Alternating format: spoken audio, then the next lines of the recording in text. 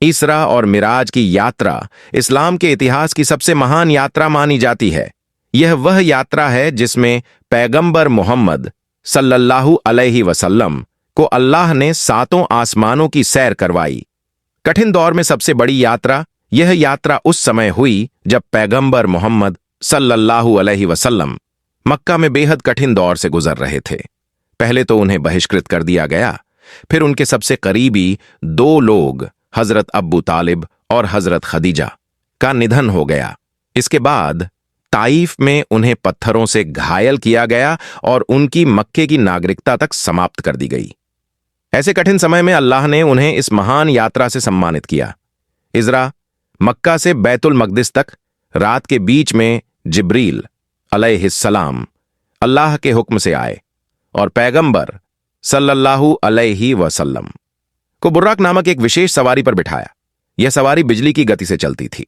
इसी के जरिए पैगंबर मक्का से बैतुल मकदिस यरूशलम पहुंचे। वहां उन्होंने तमाम पैगंबरों की इमामत की और उन्हें नमाज पढ़ाई।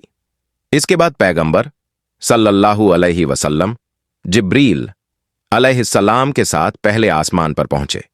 वहां उन्होंने हजरत आदम अलैहिस्सलाम से मुलाकात की। आदम के दाईं ओर जन्नती लोग और बाईं ओर जहन्नमी लोग थे। फिर पैगंबर दूसरे आसमान पर पहुंचे, जहां हजरत ईसा अलैहिस्सलाम और हजरत याह्या अलैहिस्सलाम से मुलाकात हुई। ईसा और याह्या दोनों आपस में चचेरे भाई थे और उनकी जिंदगी बेहद कठिन थी। यह यात्रा पैगंबर मोहम्मद सल्लल्लाहु अलैहि वसल्लम के जीवन का एक महत्वपूर्ण मोड़ साबित हुई। इसके बाद उन्होंने मदीना हिजरत की ओर एक नए इस्लामी राज्य की बुनियाद रखी। तीसरा आसमान हजरत यूसुफ अलैहिस्सलाम से मुलाकात। जब पैगंबर सल्लल्लाहु अलैहि वसल्लम तीसरे आसमान पर पहुंचे तो वहां उन्होंने हजरत यूसुफ अलैहिस्सलाम से मुलाकात की। यूसुफ अलैहिस्सलाम लगभग 3600 साल पहले फिलिस्तीन में पैदा हुए थे। उन्हें मिस्र के राजा के बाद सबसे ताकतवर वजीर बनाया गया था। यह उसी तरह था जैसे आज कोई ब्रिटेन का प्रधानमंत्री बन जाए। कुरान में हजरत यूसुफ अलैहिस्सलाम का जिक्र 27 बार आया है। उनकी कहानी इतनी विस्तृत है कि कुरान में उनके बारे में जितनी जानकारी दी गई है वह बाइबल में भी नहीं मिलती। पैगंबर सल्लल्लाहु अलैहि वसल्लम ने उन्हें सलाम किया और उन्होंने जवाब दिया। चौथा आसमान हजरत इदरीस अलैहिस्सलाम से मुलाकात। फिर पैगंबर सल्लल्लाहु अलैहि वसल्लम चौथे आसमान पर पहुंचे, जहां उन्होंने हजरत इदरीस अलैहिस्सलाम से मुलाकात की। हजरत इदरीस अलैहिस्सलाम दुनिया के शुरुआती इंसानों में से एक थे। आदम अलैहिस्सलाम और शीश अलैहिस्सलाम के बाद उन्हें तीसरा नबी माना जाता है। इदरीस अलैहिस्सलाम पहले व्यक्ति थे जिन्होंने जुल्म के खिलाफ लड़ाई लड़ी। वे दुनिया के पहले वैज्ञानिक भी माने जाते हैं क्योंकि उन्होंने सबसे पहले कलम का उपयोग किया और आकाश में तारों और ग्रहों की गति का अध्ययन किया। उन्होंने मानव जीवन को आसान बनाने के लिए कई खोजें की। कुरान में हजरत इदरीस अलैहिस्सलाम का जिक्र 2 बार किया गया है। पैगंबर सल्लल्लाहु अलैहि वसल्लम ने उन्हें सलाम किया और उन्होंने भी जवाब दिया। पांचवां आसमान हजरत हारून अलैहिस्सलाम से मुलाकात। इसके बाद पैगंबर सल्लल्लाहु अलैहि वसल्लम 5वें आसमान पर पहुंचे, जहां उनकी मुलाकात हजरत हारून अलैहिस्सलाम से हुई। जब हजरत मूसा अलैहिस्सलाम को नबूवत मिली तो उन्होंने अल्लाह से दुआ की कि मेरे भाई हारून को भी मेरी इस मिशन में शामिल कर दें। मूसा अलैहिस्सलाम ने हारून अलैहिस्सलाम को इसलिए नहीं चुना कि वह उनके भाई थे, बल्कि इसलिए कि हारून अलैहिस्सलाम इजरायली समाज के सबसे बड़े आलिमों विद्वानों में से एक थे। मूसा अलैहिस्सलाम फिरौन के महल में पले बढ़े थे, इसलिए उन्हें इस्राएली किताबों और धार्मिक ग्रंथों की ज्यादा जानकारी नहीं थी। उन्हें एक ऐसे व्यक्ति की जरूरत थी जो इन सब की जानकारी रखता हो, और वह हारून अलैहिस्सलाम थे। यहूदियों के बीच हारून अलैहिस्सलाम को बहुत ऊंचा स्थान प्राप्त है, ठीक वैसे ही जैसे इस्लाम में सैयदों को एक खास दर्जा दिया गया है। कुरान में हजरत हारून अलैहिस्सलाम का जिक्र 20 बार किया गया है। पैगंबर सल्लल्लाहु अलैहि वसल्लम ने उन्हें सलाम किया और उन्होंने भी जवाब दिया। छठा आसमान, हजरत मूसा अलैहिस्सलाम से मुलाकात। इसके बाद पैगंबर सल्लल्लाहु अलैहि वसल्लम छठे आसमान पर पहुंचे, जहां उन्होंने हजरत मूसा अलैहिस्सलाम से मुलाकात की। हजरत मूसा अलैहिस्सलाम को कुरान में सबसे ज्यादा बार यानी 136 बार जिक्र किया गया है। उनकी कहानी इस्लाम में बहुत महत्वपूर्ण है, क्योंकि उन्होंने फिरौन जैसे जालिम शासक के खिलाफ संघर्ष किया और अपनी उम्मत को आजादी दिलाई। मूसा अलैहिस्सलाम की कहानी में कई सबक हैं, खासकर अत्याचार के खिलाफ खड़े होने और अल्लाह पर भरोसा रखने का। पैगंबर सल्लल्लाहु अलैहि वसल्लम ने उन्हें सलाम किया और उन्होंने जवाब दिया। आगे की यात्रा में पैगंबर मोहम्मद सल्लल्लाहु अलैहि वसल्लम सातवें आसमान पर पहुंचे, जहां उनकी मुलाकात हजरत इब्राहीम अलैहिस्सलाम से हुई।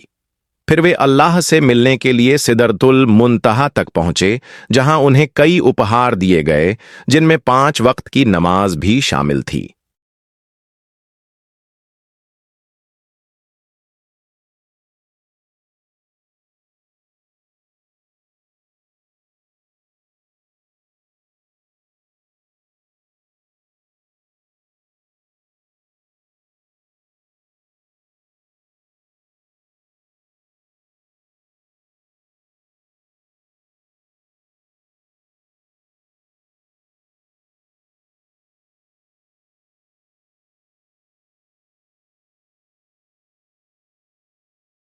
इज़रा और मिराज की सबसे रोमांचक यात्रा हजरत मूसा अलैहिस्सलाम की कहानी को दुनिया की सबसे दिलचस्प और बेहतरीन कहानियों में से एक माना जाता है। आज भी दुनिया की सबसे बड़ी किताबें, कॉमिक्स और हॉलीवुड फिल्में मूसा अलैहिस्सलाम की कहानी से प्रेरित हैं, जैसे सुपरमैन, हैरी पॉटर और कई अन्य कहानियां नावा। ये सभी कहानियां अरबों डॉलर कमा चुकी हैं। जब हजरत यूसुफ अलैहिस्सलाम मिस्र के वजीर बने, तो उन्होंने अपने 11 भाइयों को मिस्र में बसाया। वहां उनके वंशज कई पीढ़ियों तक रहे और धीरे धीरे वे मिस्र में सबसे अमीर और ताकतवर कौम बन गए। लेकिन जब मिस्र के मूल निवासी यह देखने लगे कि बनी इसराइल कितने शक्तिशाली हो गए हैं, तो उन्होंने डर के मारे उन पर जुल्म करना शुरू कर दिया। आखिरकार मिस्रियों ने बनी इसराइल को गुलाम बना लिया और वे 400 सालों तक गुलामी में रहे। इन 4 सदियों में उनके साथ बहुत अन्याय हुआ, लेकिन फिर अल्लाह ने हजरत मूसा अलैहिस्सलाम के जरिए बनी इसराइल को फिरौन की गुलामी से आजाद किया। सातवां आसमान, हजरत इब्राहीम अलैहिस्सलाम से मुलाकात। इसके बाद पैगंबर मोहम्मद सल्लल्लाहु अलैहि वसल्लम सातवें और आखिरी आसमान पर पहुंचे। वहां उन्होंने अपने जद्दे आला परदादा हजरत इब्राहीम अलैहिस्सलाम से मुलाकात की। हजरत इब्राहीम अलैहिस्सलाम दुनिया की सबसे बड़ी 3 मजहबी कौमों यहूदी, ईसाई और मुस्लिमों के सबसे बड़े नबी माने जाते हैं। आज भी दुनिया की 60% आबादी अब्राहिमी धर्मों को मानती है। हर दिन 5 नमाजों में मुसलमान हजरत इब्राहीम अलैहिस्सलाम के लिए खास दुआ करते हैं। यह उनके इस्लाम में ऊंचे दर्जे को दर्शाता है।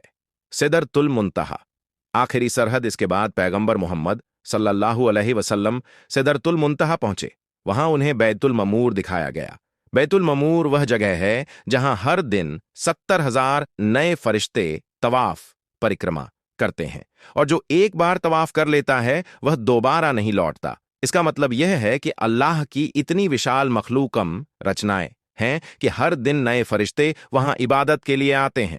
सिदरतुल मुंतहा वह जगह है जो तमाम मखलूकन जीवों के लिए आखिरी हद सीमा है। इसके आगे कोई भी नहीं जा सकता, न जिब्रील अलैहिस्सलाम न कोई और। लेकिन अल्लाह ने पैगंबर मोहम्मद सल्लल्लाहु अलैहि वसल्लम को इजाजत दी और वे वहां से आगे अकेले गए। अल्लाह से मुलाकात और नमाज का तोहफा। पैगंबर मोहम्मद सल्लल्लाहु अलैहि वसल्लम अल्लाह की बारगाह में पहुंचे।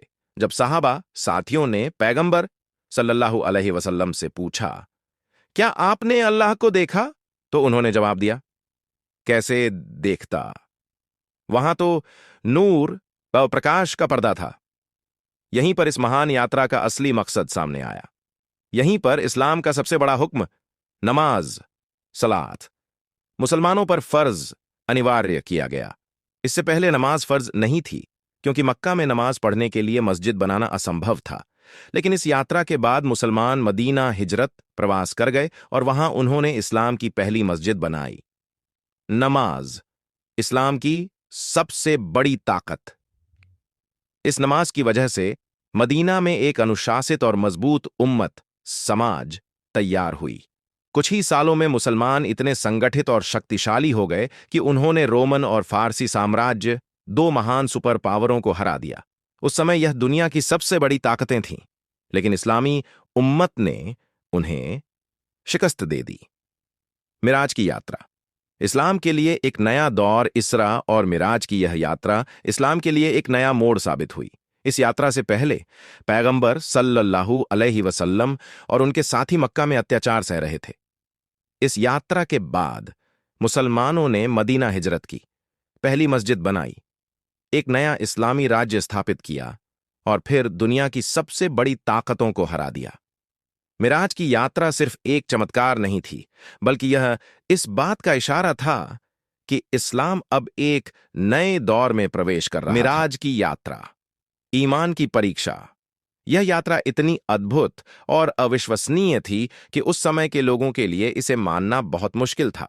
यहां तक कि कुछ कमजोर ईमान वाले मुसलमानों ने इस्लाम छोड़ दिया। पैगंबर मोहम्मद सल्लल्लाहु अलैहि वसल्लम के कुछ दोस्त, जिन्होंने उन्हें शरण दी थी, उन्होंने भी इस पर शक किया। लेकिन जब हजरत अब्बू बक्र रज़ियल्लाहु अन्हु को इस बारे में पता चला, तो उन्होंने कहा, अगर पैगंबर मोहम्मद सल्लल्लाहु अलैहि वसल्लम ने यह कहा है, तो यह जरूर सच होगा। यही वह लम्हा था जब हजरत अब्बू बकर को अस्सिद्दीक खा, सच्चाई की गवाही देने वाला, कहा जाने लगा। इस्लाम के मुश्किल दिनों का अंत यह कोई साधारण यात्रा नहीं थी। इस यात्रा ने इस्लाम के कठिन दिनों को समाप्त किया और इस्लाम के उभरने का एक नया दौर शुरू हुआ।